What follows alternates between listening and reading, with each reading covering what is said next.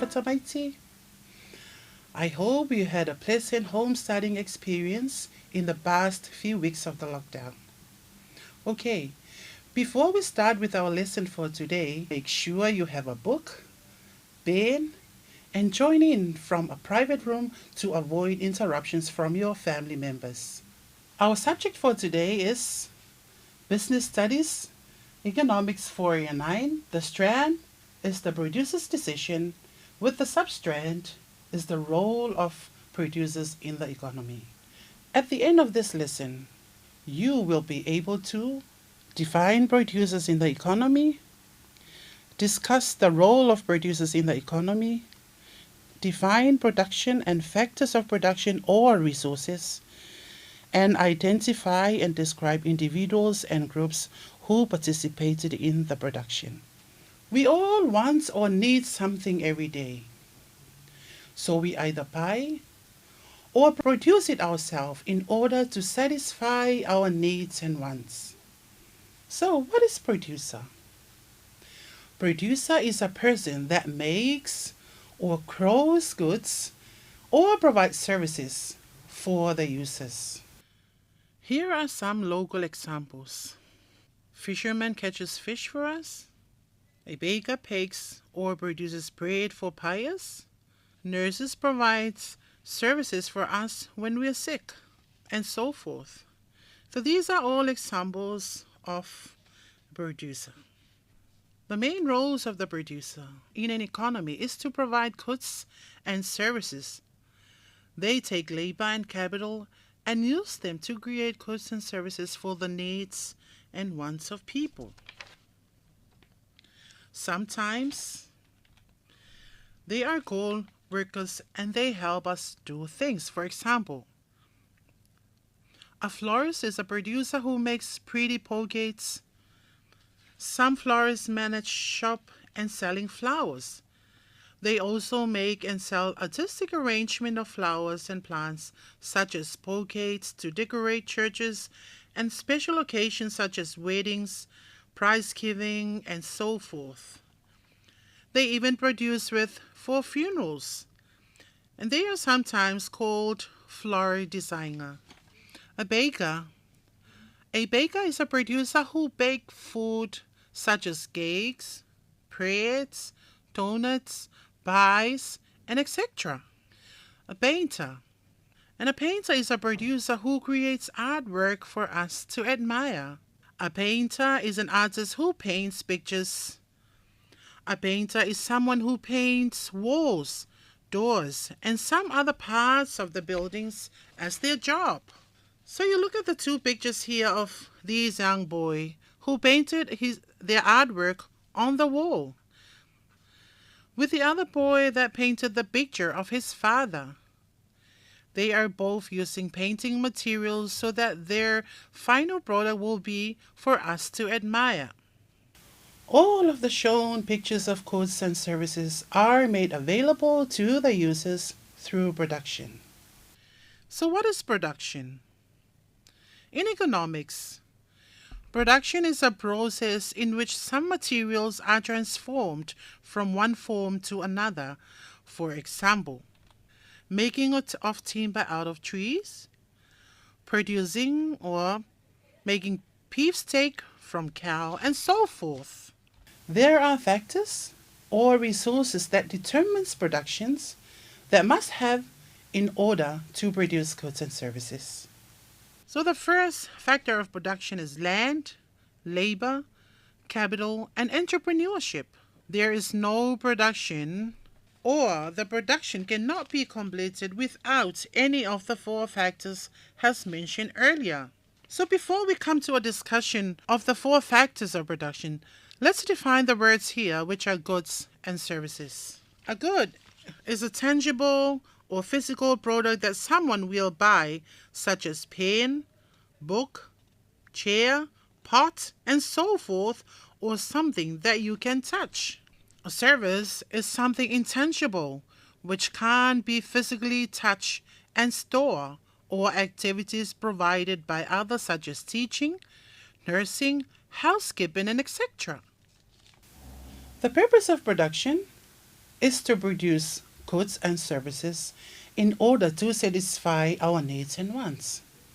There is no product can be made without the four factors of production, or also known as resources. Or in other words, without one factor, the production will be delayed or even nothing to produce, or the inputs indeed for producing goods and services. The first factor is land. We may discuss what and why land is considered as one of a factor that needs to have for production. So, land has a broad definition as a factor of production. Land as a production factor also includes other natural resources such as water, forest, and minerals found in the earth crust. This includes any natural resource used to produce goods and services. So this includes not just land, but anything that comes from the land. Some common land or natural resources are water, oil, goba, natural gas, coal, and forest. So land resources are the raw materials in the production process. Labor is the second one. Labor is the effort that people contributed to the production of goods and services. Labor resources include the work done by workers such as the waiter who brings your food at a local restaurant, as well as the engineer who designed the bus that transports you to school or to work. It includes an artist's creation of a painting, as well as the work of the pilot flying the airplane. Capital. The third factor of production is capital. We all think of capital as the machinery, tools and buildings humans use to produce goods and services. So capital differs based on the worker and the type of work being done. And the last one is entrepreneurship. An entrepreneur is a person who combines the other factors of production like land, labor, and capital to earn a profit. So the most successful entrepreneurs are innovators who find new ways to produce goods and services, or who develop new goods and services to bring to market. Without the entrepreneur combining land, labor, and capital in new ways, many of the innovations we see around us will not exist. I want you to watch this little video on production. This video is being extracted from the Khan Academy. An idea that will keep coming up as you study economics is the idea of the four factors of production, which are usually listed as land, labor, capital, and entrepreneurship. And the idea here is if you want to produce anything, so let's just say this circle is the production process, and this arrow is the output, you need inputs. Now, you might have many inputs. You might need supplies, you might need a factory, you might need people to work in the factory. You need all of these different things. But the idea of the four factors of production is that these things can all be classified in one of these four groups as either land, labor, capital, or entrepreneurship. Now, these words have meaning in everyday language, and so some of it might jump out at you. Of course, if you need to build a factory or if you need to farm, you need land to do so. And you can see that in this example here where we see a farm. Clearly, they need a lot of land in order to have the farm. Even in a garment factory, this is a picture of a garment factory from maybe 100 years ago. Even there, they needed land on which to build the factory. So this floor is sitting on land. And land doesn't just have to strictly mean land in an economics context. It can mean natural resources in general. This could be things like water or air or energy. So in some contexts, instead of land, some people might say natural resources for this first factor of production. Now, another important factor of production, and arguably they are all important, is the idea of labor. To produce many or most things, someone has to work on it. So someone had to plant these seeds, and they will have to harvest these crops. The labor is very clear here. You see people putting in work in order to produce the product right over there. Now, capital is an interesting one. It means one thing in everyday language, and it means something slightly more specific when we talk about it in an economics context. In an economic context, capital is something produced to produce other things. So examples of capital would be tools that you use to produce other things. It could be a building that you need in order to produce other things. It could be the machinery in a factory. So in these two pictures, there's many examples of capital. You could view this table and the tools that these folks are using. That is capital. You could view the whole building itself and all of the light fixtures and all of that as capital. So all of this stuff is capital. The hangers that they're putting the coats on after they produce it, that is capital. In this farm example, the capital would be the buildings. These were constructed so that they could produce the food from the farm. This little, it looks like some type of machinery there. That is capital for the farm. It's being used to produce the output of the farm. Now, the place that's different than everyday language. In everyday language, when people talk about capital, they'll often include financial capital, financial assets that could be used to get benefit in the future, things like money.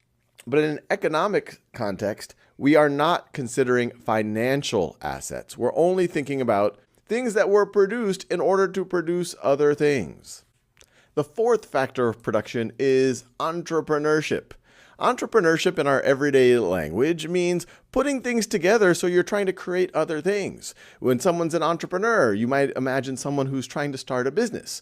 In an economic context, it has a related idea. Entrepreneurship is putting together all of the other factors of production so that you can actually produce things. You can't just randomly build buildings and randomly plant seeds. Someone has to think about how do you put these things together so that you can produce things in a reasonable way. And obviously, you want to produce as much as possible given the other factors that you are putting into the production. A related idea, and it sometimes is used interchangeably in an economics course, is technology. So sometimes you'll see the four factors of production as land, labor, capital, and entrepreneurship, and sometimes you'll see it listed as land, labor, capital, and technology. But when you see this, when you see technology as a factor of production, don't think about it as technology in everyday language where you think of computer chips or software. When people are talking about technology as a factor of production, they are really talking about entrepreneurship. They're talking about the know-how of putting together the other factors of production in order to produce that output. Finally, I want to leave on one idea. The idea of the two types of things that could be produced from all of these factors of production. Broadly speaking, we could produce something that could be used to produce more things. And we already talked about it. We could be, in that situation, be producing capital goods. So that could be that we are constructing a factory that itself maybe produces tools for other people to use in some other production process. The other option we have is to produce what are known as consumption goods. Consumption goods. Consumption goods are goods that are just used. It might make people happy, they might find pleasure in it, but it's not being used to produce other things. And because our production resources are scarce, there's a trade-off when a society or a factory or whoever decides how much capital to produce versus how much consumption goods. You need some consumption goods, otherwise, frankly, we wouldn't have clothing on, we wouldn't be eating nice meals, we wouldn't be able to enjoy our lives. But at the same time, you also need capital. If we did only consumption goods, at some point, we wouldn't have all the things we need to produce the consumption goods. So it's a very interesting trade-off that we'll explore more in future videos. Hope you enjoyed listening and watching this video on the four factors of production or resources and how these four factors combined in order to produce a finished product or services. So I am the owner of my business, and my business is making banana chips because I try it and it's more profitable than other products I know. So the question is, how do I get things for my business instead of buying from the market or get from other people? I must have a banana plantation of my own. Looking at the diagram here of the four factors of production, These are the factors that I should have in order to cater for my need. Firstly, the land. I should have a land for growing bananas. Without land, I can't get what I want. I can't grow bananas on my house. So, I must have a land for my plantation.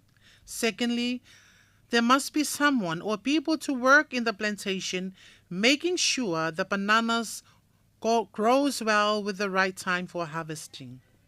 Thirdly, I should have some tools or even a machine for slicing, frying and baking the bananas and do all the work. And very last to me as an owner or an entrepreneur to my business, I have to make sure my final produce is all in good condition and ready to sell. Also, I have to make a final decision if my product is not in good quality for the market.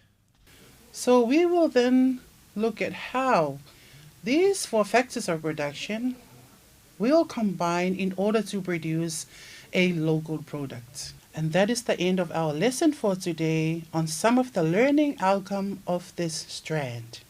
And for now, so far so far.